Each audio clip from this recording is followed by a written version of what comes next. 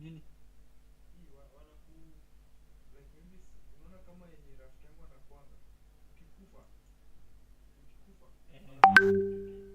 Yes, wanakupanga. Samu atakuja tu, sio wote.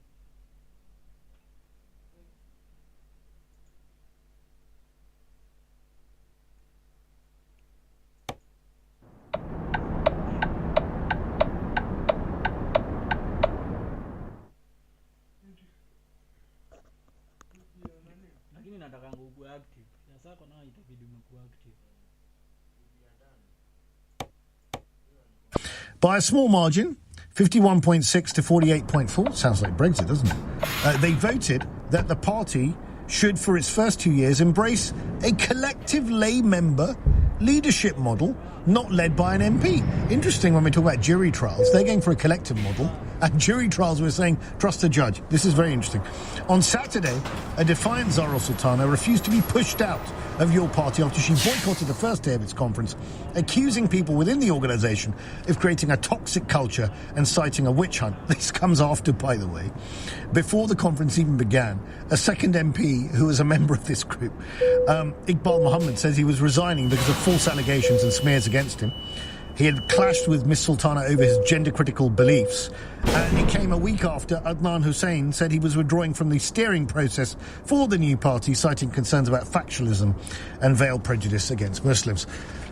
Look, I'm taking my nieces and nephews to see Ebenezer Scrooge at the Stratford, Sadler's Wells East in Stratford on Boxing Day. I don't think I need to. Maybe I'll cancel the tickets. I mean, the pantomime season's already started. Dear, oh dear, oh dear. I mean, I was just thinking whether we need a new left-wing party in British politics. Maybe we do, but not this one. Should jury trials be scrapped? 0345 6060 973. Mike in Wembley, good afternoon. Hi, Ali. I mean, I'm in the game, and I think they should be scrapped for quite a lot of stuff. I think a good. You're in the game, Mike. In what sense? Tell me. Sorry. I'm a solicitor. Okay, I fine. Okay. I defend. I see. Go ahead. I'm there every other week. I'm going to jails and all sorts of stuff. Okay, sure, perfect. So you've got a perspective. I have. Yeah, I've been doing it 20 years, you know. But I think for a lot of these cases, a very good tribunal is a judge and two magistrates.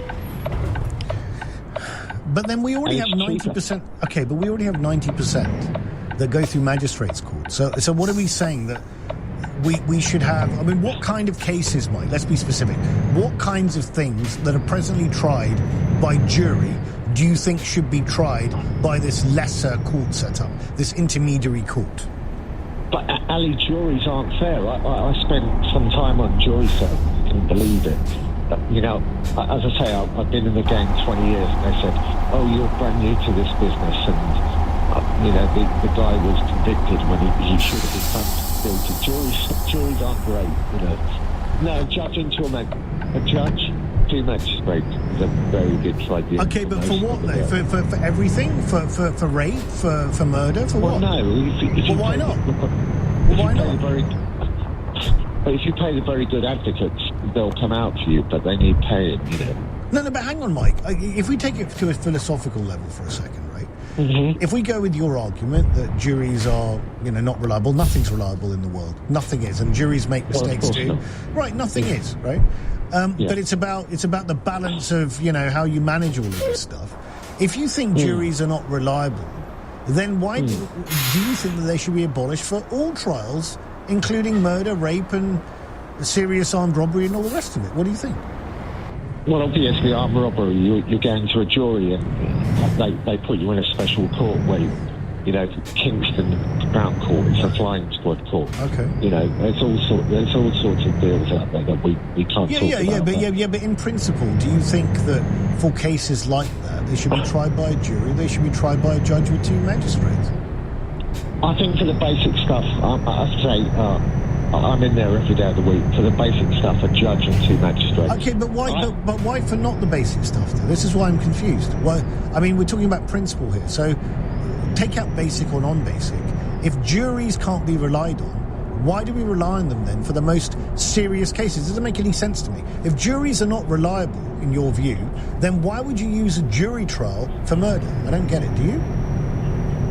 Well, I would just say finally, if you're in serious trouble and you're a genuine person, Right. and you can pay an advocate. I've actually been a defendant. I prosecute, defend, and I've been a defendant. Yeah. And there was nothing as heartbreaking as being a defendant. Okay. But if you're in trouble, if you've made friends, you pay a good lawyer. You will. But a very good. I'll just finish on this. You haven't answered my question, Mike. I'm not sure why you're not answering it. I don't know. It's not a difficult question to answer. Are you uncomfortable in some way that I'm asking you a very simple, direct question? Go on. What was the question? The question is, if you don't have faith in jury trials, why are you advocating jury trials or saying they shouldn't be abolished for murder and rape? Well, I've been to see people in jail who shouldn't be in there. I pulled them out straight away. Okay, so are you saying that all jury trials in all criminal cases should be abolished? Yes or no? No. Mike, no. come on. Just make up your mind. I can't follow you. Are you saying yes or no? You're a solicitor. Come on. If I had you as my solicitor, Mike, I'd be worried about hiring you on this basis. Honestly. If you can't... You can trust me. You can trust me, I'm a lawyer. But no. Well, I don't think I can, because your ability to formulate an argument is absolutely woeful. Mike, I think we'll leave it there. We're not getting any progress at all. Gosh, if I had that individual as my brief, I'd be very worried. Sarah in Islington. Sarah, good afternoon. Oh, hi there. I'd like to speak on as a previous member of jury. And when I hear people say that, the jury system isn't perfect, it just seems like such, an underestimate. It's really, my experience was so shocking when we had 5 days of deliberating as a jury, and the comments that I was hearing, I just couldn't believe it. The person was innocent because they had a friendly face, or I the wedding to go to, so we've got to make this quick. It just wasn't a fair system whatsoever. And I really agree with your previous caller who was saying that there needs to be somebody in that room supervising or monitoring, because the system in its current state just it cannot be relied upon. That's an interesting point, Sarah, and I think what you're saying deserves a bit more careful thinking about, because I'm not going to rule it out of hand, quite frankly, because I've also been in the jury room as a foreman, and some of the stuff that was being discussed in my jury room was also rather disturbing, based on people drawing a conclusion within 1 minute of being in the room. I mean, I do find that very odd. I mean, there wasn't even an attempt to weigh the evidence, right? And you're thinking about, you're sending someone down, you're potentially ruining their life, right? You're taking them away from their kids, you are giving them a stain on their record for life, right? I mean, this is not a joke. I mean, this is a very serious thing. And I do think that your suggestion there is probably worth some consideration, even if we do keep jury trial, which I'm saying that we should. Sarah, thank you. Liam, a new caller in Nottingham. Liam. Hi, Ali, you all right? Fine, thank you. Yeah, I'm ringing to talk about this whole situation with regards to the jury and maybe possibly take it away from most cases. Yeah. I don't know if I think that's right, purely because of the fact that I do feel a lot of the time that crimes, particularly in this country now, aren't being adequately punished as an incentive to not commit them. Well, that's a whole other argument, Liam, about whether the punishment actually is actually doing anything to deter crime anyway, because people are committing loads of crimes anyway, despite quite harsh punishments. And there's a whole other argument about that. Go on. This is the thing with the jury situation. I think that if you're going to include it for the more serious of crimes, if you're going to make it fair for everybody, it should be for every crime. It shouldn't be just for the most serious cases. At the end of the day, like you just said, but Liam, it's not for every case, though, because 90% of them are tried in a magistrate's court, right? So you nick a loaf of bread, you're not going to go to the Crown Court for that, are you? No, understandably. Right, so therefore, Liam, there is a judgment call that we make already about which cases go to jury trial, right? It's not that every case of criminality in this country goes to jury trial, because it doesn't. The question is that line in the right place now, or should that threshold be increased to the most serious cases? Your thoughts? I think it is right where it is. I think that for those cases that are already being tried at the current level, I think taking away that jury makes it significantly harder for an accurate decision to be made. I mean, I remember you spoke to the previous caller and you discussed the fact that, there's a possibility for jury bias. Okay. But I feel like in that conversation, Okay. if there isn't a jury there to have that bias, then Okay. you need to be able to determine that accurately. All right, Liam, thank you. A really spirited and interesting discussion. None of it's easy. It requires proper, deep thinking. Now, a stag found decapitated in the grounds of an 18th century estate in County Dublin is believed to have been killed for its antlers by trophy hunters, with Ireland's Deer Commission describing it as a brutal wildlife crime. What about us over here? Is there any excuse for hunting in the UK? On your radio, on the LBC app, and Play LBC. leading Britain's conversation. This is LBC. From Global's newsroom at 1 o'clock, Rachel Reeves is denying that she misled the public over the state of the economy. The Chancellor had claimed there was a £20 billion black hole, but it's being claimed she'd actually been told there was a £4 billion surplus. It's led to calls for her to resign. James Murray is the Chief Secretary to the Treasury. He's told LBC the claims aren't true. What she actually said in that speech in early November is that we have this productivity review going on by the OBR, that we want to cut the cost of living, cut NHS waiting lists, cut government borrowing, and that we also, need to take those decisions to make sure we have extra headroom. That was what the Chancellor said in the speech in early November, and that's what we did in the budget. The number of people killed in a huge fire at an apartment complex in Hong Kong has risen to 146. At least 100 people are still missing. Fire officials say it could take up to 4 weeks to complete the search. There's been a shooting at a children's party in California. 4 people, including children, have died. 10 others were wounded during the attack in Stockton. Police are still searching for the suspects. Jeremy Corbyn's Your Party has voted against having him as its leader and opted to be led by its members instead. Delegates have voted to have a committee of members in charge. There was a big cheer as the result was announced at the conference in Liverpool. Shaukat Adam is the independent MP for Leicester South. He's told LBC Jeremy Corbyn is a great asset to the party. He was a unifying figure during his tenure as the leader of the Labour Party for many, many people. So he is a very strong binding force and in my opinion a very positive force. At the time it was made very difficult for him, but he did galvanise the sections of the left of this country, and I think it would be categorically true to say that the left were very united under him. The Prince of Wales says he's been moved by the courage of young people from Gaza who've been brought to the UK for medical help. Prince William has visited some of those receiving treatment and thanked the NHS teams for providing exceptional care. LBC weather, it'll be dry and bright with long sunny spells for most today. Later there'll be some strong winds and rain arriving from the west overnight, a high of 11 degrees. From Global's newsroom for LBC, I'm Emily Lang. This is LBC from Global, leading Britain's conversation with Ali Mirage.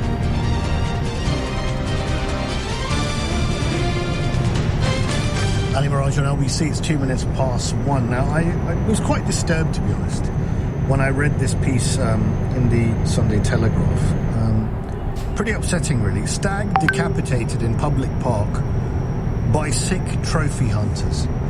I'll give you a flavour of this and then we'll get into why I wanted to talk to you about it. A stag found decapitated in the grounds of an 18th century estate was killed for its antlers by trophy hunters, wildlife authorities believe. Now, staff at Newbridge House and Farm in Donabate, I hope I've pronounced it correctly, forgive me if I haven't, in County Dublin, discovered the animal's headless body on Thursday morning when they went to feed the herd. A spokesman for the Ireland's Deer Commission described it as a, and I quote, brutal wildlife crime, and said that the 8-year-old stag was likely to have been beheaded to use its antlers as a sick trophy. Now, the poachers are suspected to have broken into the estate under the cover of darkness and shot the animal on Wednesday night. The North Dublin parklands had been home to the herd of 16 Irish red deer for the past 20 years. The stag was one of 2 in the herd. The Irish police confirmed that they're investigating the reported incident of wildlife crime. Now, Damien Hannigan, a spokesman for the commission which manages and helps to conserve Irish deer, said the attack was highly unusual, as poachers normally target wild deer for its meat. It's essentially going onto a farm and killing and beheading an animal. The evidence suggests that the animal was solely killed for its antlers. The individuals are intending to use antlers to display as a sick trophy. Now, in over 30 years of involvement with deer, I've never seen anyone behead an animal in a public park. So this is the background to this story. I find it very disturbing, quite honestly. Really, really sad that anyone would go and do such a thing, right? And I just wanted to really have a conversation about it because I just find it rather upsetting, really. And look, I'm someone, and we've talked about hunting before, and we normally talk about fox hunting on the weekend after the Boxing Day hunt, because I'm not against fox hunting, right? And that upsets a lot of people, and people feel very strongly about this issue, and there are reasons why I'm not against it. Primarily it's because of fox population control, also preserving countryside traditions and jobs and all the rest of it, but primarily because it's a form of pest control. But obviously it was outlawed a number of years ago, and now they want to ban trail hunting as well. So we can have a conversation about that. Definitely we can have a conversation.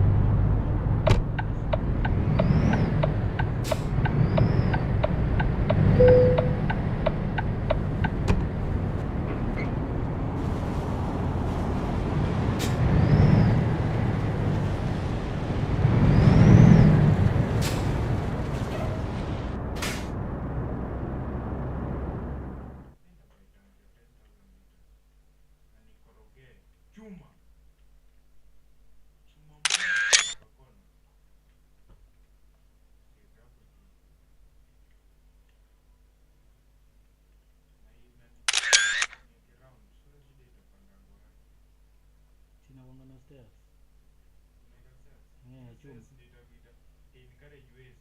Sasa utakuwa unaipandaje? Lazima stairs. Hata ukiangalia tangi zote. Kama tangi imewekwa juu, lazima kuwe na stairs.